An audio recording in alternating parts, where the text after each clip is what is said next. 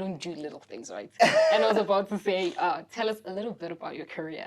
So my question is, how did your career as a stylist come about? And just like give us a background of that. So that's, I love the opening line. I don't do things little.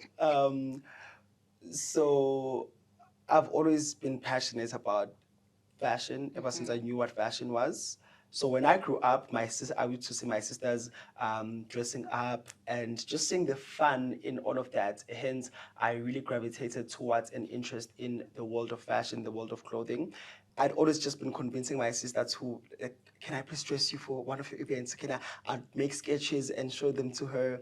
And then luckily one day the thing is, this is so crazy. I showed her a sketch and she kept it, and then boom, I saw it on the red carpet. So I was like, that was actually my first best dressed. I was 13. Got my first best dressed at the South African Music Awards.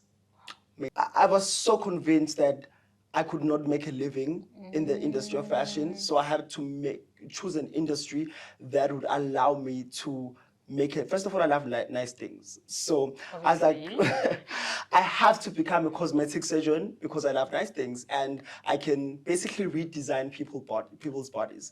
I mean, I'd be responsible for giving people BBLs. If I stayed the course, maybe I'd be known as a celebrity plastic surgeon. You know, no one knew that I dropped out.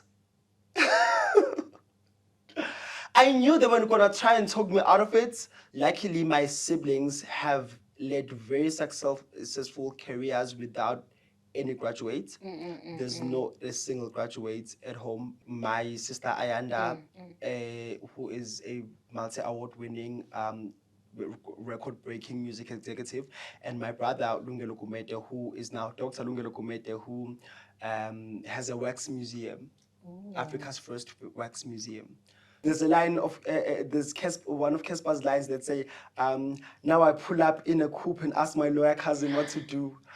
Yeah, it's it's something like that. So having a famous sister was very crucial in how my career panned out. However, there were downsides to having a famous sister. I would not get certain gigs because people would feel like my name is only relevant because of my sister's name. I remember this one time we were styling this show, the billboard in the opening sequence of this reality show. This cast member took a dress that I had dedicated for her, and then she threw it down. She threw a tantrum. She's like, "Well, I'm not doing this because people are only being hired here because of nepotism." And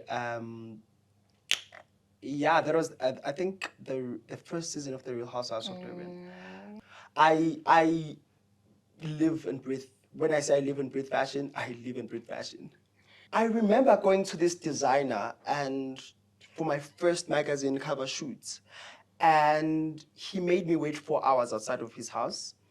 I was there to ask for a dress. I'm not even gonna lie and say I dreamt of being on Forbes. I never even thought it was something that is possible for a stylist. There were so many moments where I was like, I was done. Really? There were so many moments I was like, tomorrow I'm not waking up to do this again. But I always would say, I've already started, I must finish it. The industry of image making is very key. Like, because I'm under your skirts every day, I might